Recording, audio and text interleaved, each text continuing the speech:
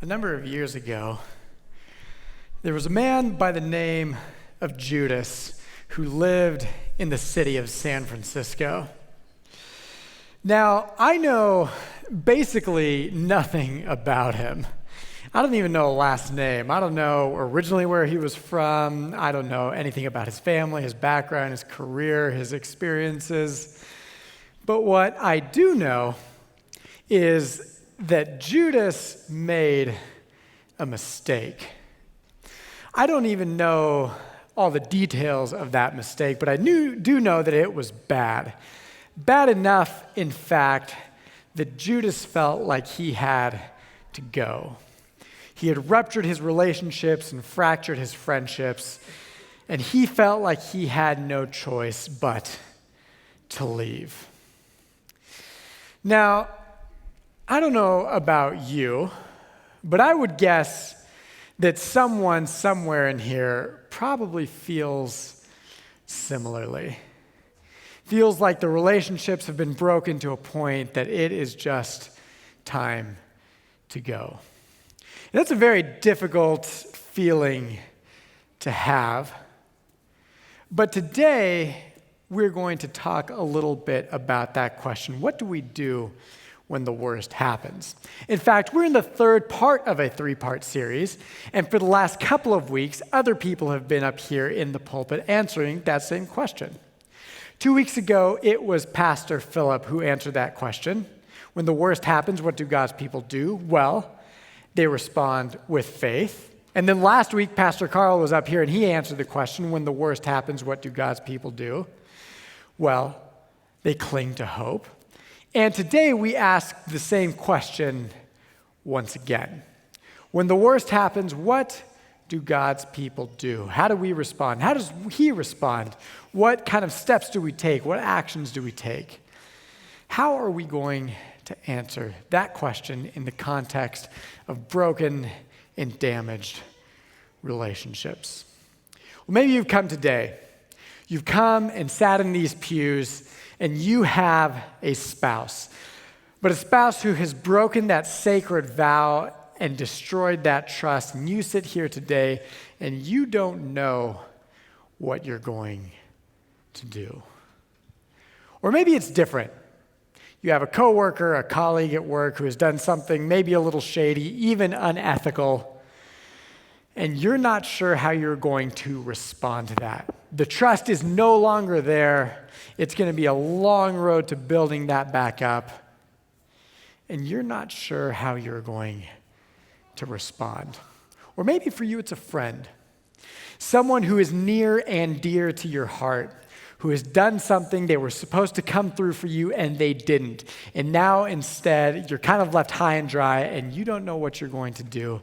But what you do know is that the trust has been broken, shattered even.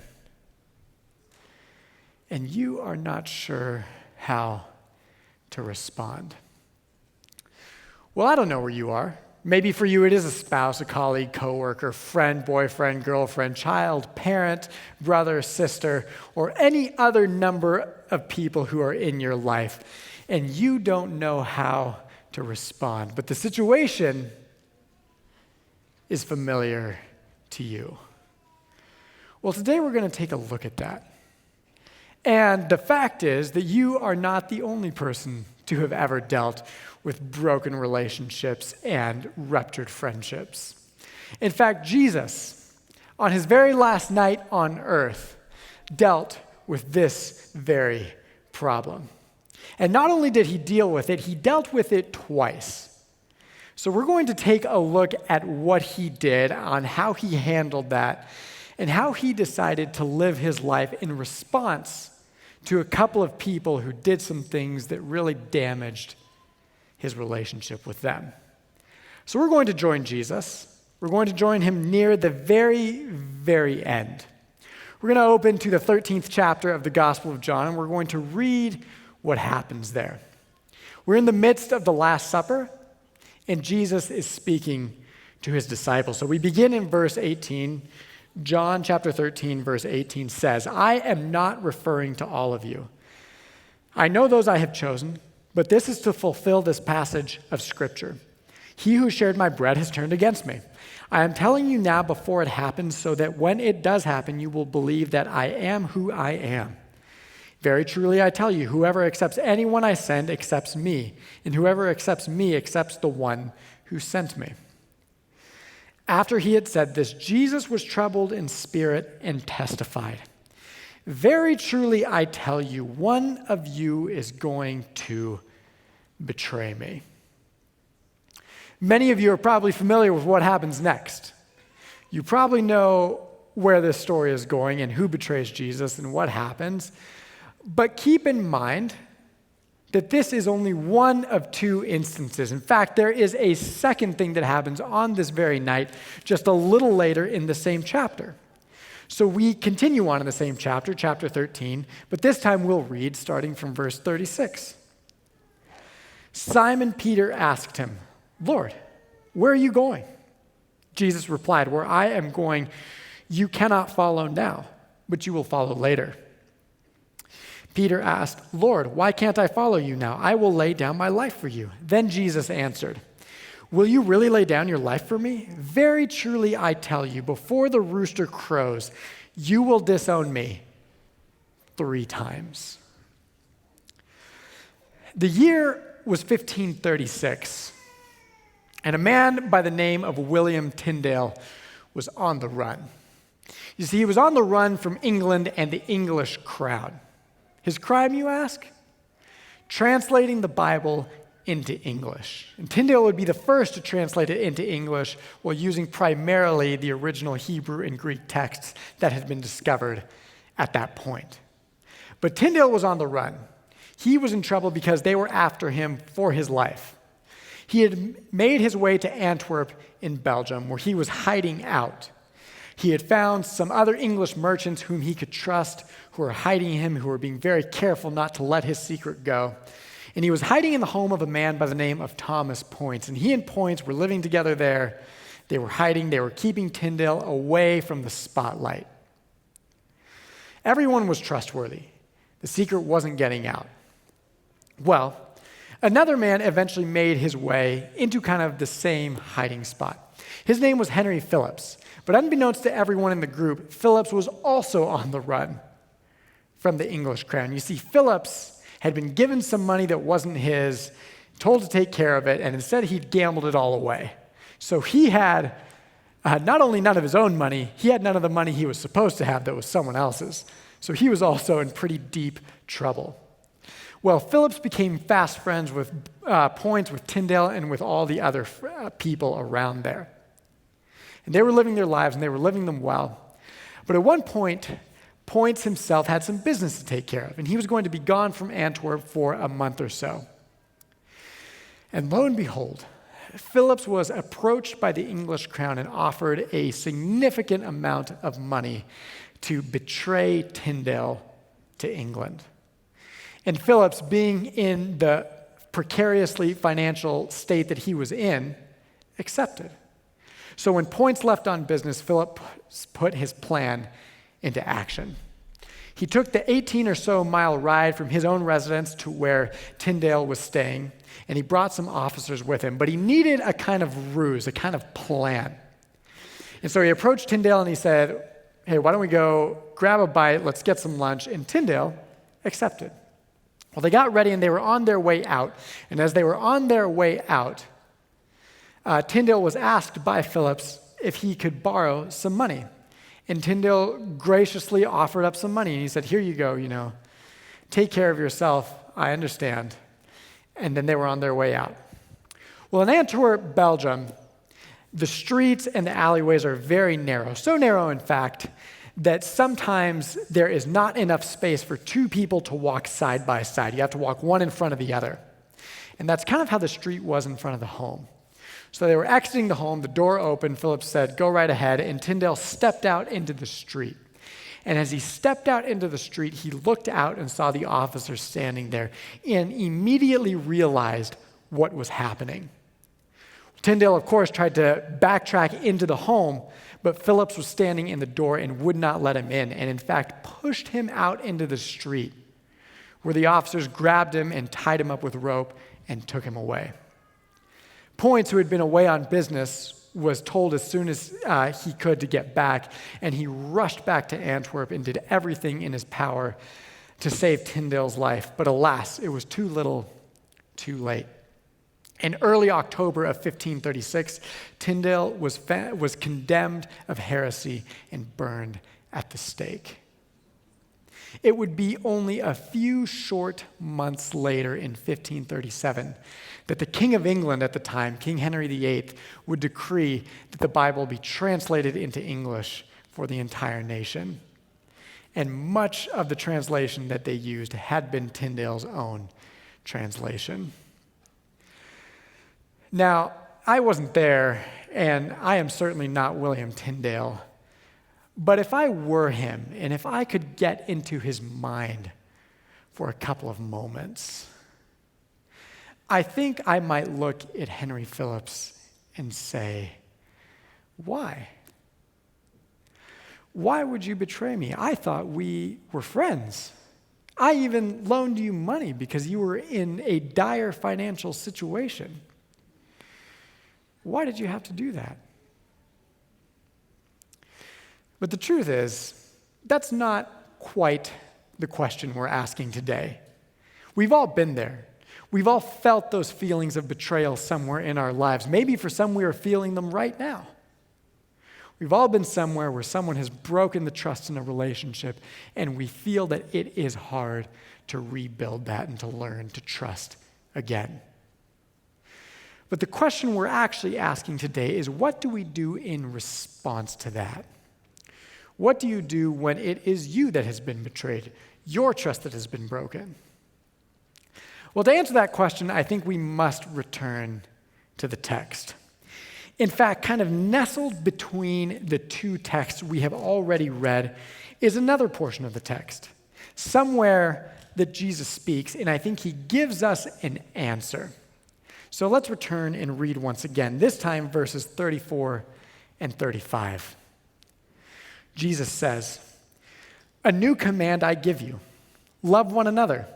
As I have loved you, so you must love one another. By this, everyone will know that you are my disciples, if you love one another." So the command is simple: love one another. But the truth is, if I had the opportunity to have a conversation with Jesus right now, I would look at him and I would say, "Okay, Jesus, I understand, but respectfully, that answer is a little unsatisfying. When my trust has been broken, the last thing I feel like doing is loving the person who has broken my trust. And instead, I feel feelings of anger, of fear, of distrust, of disdain. What am I supposed to do with that?" Well, Jesus might say, here's the thing. You should love that person anyway. But there is also some practical information or advice that I may be able to extend to you in this difficult time. 3 things, in fact, Jesus says, 3 things you ought to remember. All right, Jesus, I'm willing to listen. Lay it on me. Okay, says Jesus. Number 1, feel the feelings. Don't push them away. Don't ignore them. Feel the feelings. Okay, well, what does that actually mean? What do you mean by feeling the feelings? Well, Jesus would respond, I know you pretty well, and I have observed your life, your comings and your goings, and the things you do. And the truth is, Austin, you could use some help in feeling your feelings. I've observed you at work, and the truth is, at work, you do a decently good job at problem solving. When conflict or problems arise, you have an issue, you have a list of tasks you complete, and then there's a solution. It's fairly methodical, even robotic, some might say. But I have observed, says Jesus, that you have attempted to take this kind of mode of problem solving into your marriage. It doesn't always work nearly as well in that context. In fact, he says, sometimes in a marriage, people don't just want a solution so quickly. Sometimes they just want to be heard, and they want their feelings validated. So remember, says Jesus, when you're in the midst of those feelings, feel them. Don't forget to sit there and feel those feelings. They're important. They're valid. Okay, Lord, I will try. But what else? You said there was more. Jesus says 2. The second thing I want you to do is name the problem. Don't just let it be water under the bridge. Don't just forget about it. Name the problem. Imagine, Jesus says, you go to your doctor. You sit there in the office, they run some tests on you, and the doctor finds that through the course of those tests that you have cancer. But because the doctor doesn't want to offend you, they come back and they say, you look great, everything is fine, keep living your life. That's ridiculous. No doctor would do that. Name the problem. If it's there, just not naming it doesn't make it go away. It's still there. Or maybe, imagine going to a mechanic, Jesus says. You're getting ready for a cross-country road trip with some family and some friends for a vacation. It's going to be a good time. So naturally, you take the car to the mechanic to do a checkup, make sure everything looks good, no issues. The mechanic takes a look around, and he notices that there is a small crack forming in the engine block. The mechanic comes back and says, looks good, 2,000 plus miles, no problem. A mechanic would never do that. A mechanic would name the problem and say, you have to fix this. This car is not going to survive that kind of drive. Jesus says, name the problem. Don't just let it slide, because just doing that doesn't erase it. It still exists. So that's 2 things Jesus said. Feel the feelings, name the problem. But then there's a third thing Jesus says. He says, okay, after you do those 2 things, what I want you to do is I want you to build them a golden bridge of retreat. And I would say, well, that's an interesting choice of words, Jesus. In fact, it is one that I recognize pretty well. See, a couple of years ago, I took a class entitled Leadership. Leadership by Dr. Scott Cormode at Fuller Theological Seminary. And I remember that as part of that class, we had to memorize different terms for different quizzes and tests and so forth. And one of the terms in the section on conflict resolution was just that, build them a golden bridge of retreat. And what it means is that when you get into a situation where you are right and they are wrong, that you build them a golden bridge of retreat. In other words, don't hammer your point home.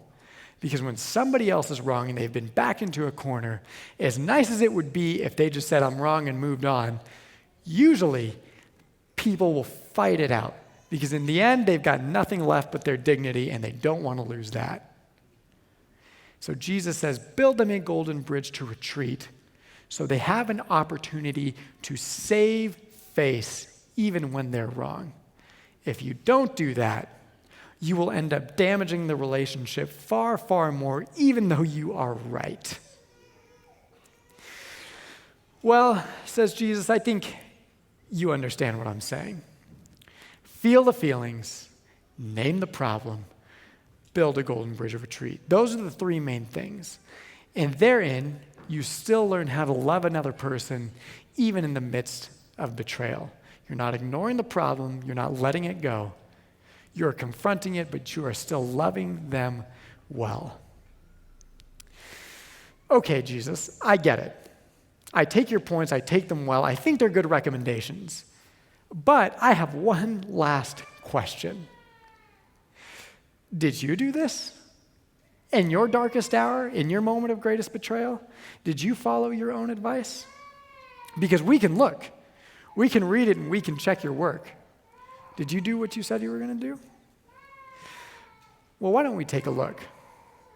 Let's turn back to the text. Let's see if Jesus had the ability to follow his own advice.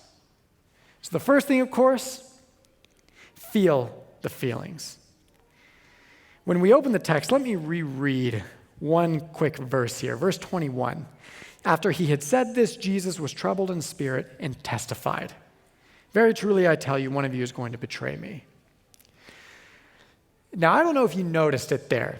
It's a very quick phrase, easy to miss. Jesus was troubled in spirit. Jesus felt the feelings. He didn't push them down. He didn't push them aside. He felt them because they were there. So Jesus, just like us, understands the importance of feeling the feelings and understanding that those are important. They're part of what makes him human. They're part of what makes us human. Feel the feelings. But that's not all. The next thing we have is name the problem. So once again, let's return to the text.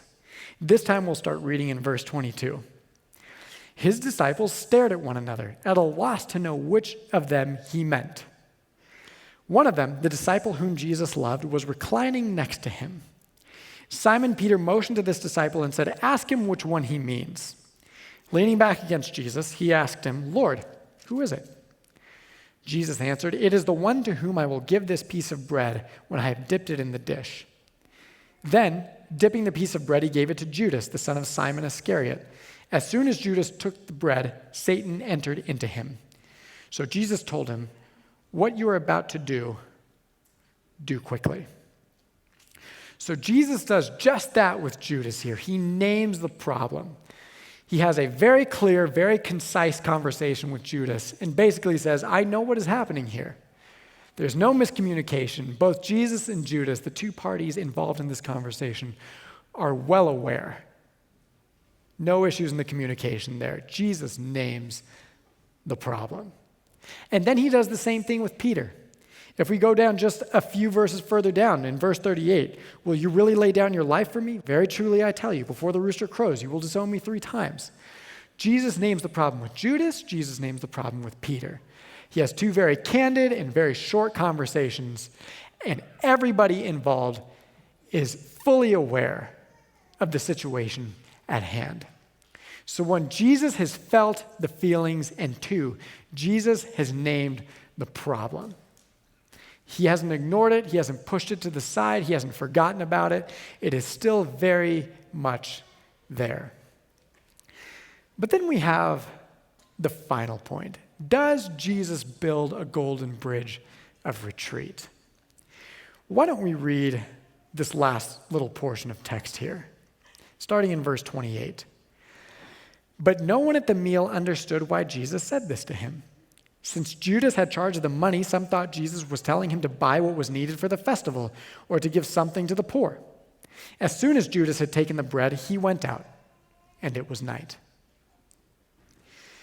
Now, when we read the text, when we read about this moment at the Last Supper of what's going on between Judas and Jesus, it might appear that there is a very obvious and clear sign as to what's going on. After all, we as the audience, we as the readers, know, we can tell because it's told to us. But when you really read the text, you notice something kind of funny in there.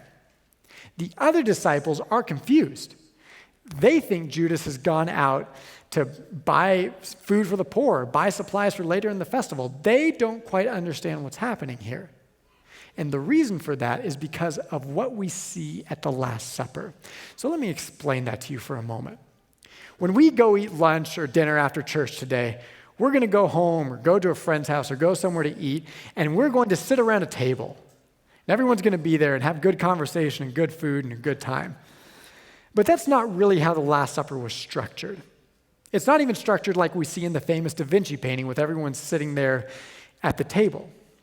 What actually happened was they would have entered into a room and there would have been a slightly raised platform off the floor. Then they all would have laid down around it, and each person would have reclined into the person on their left.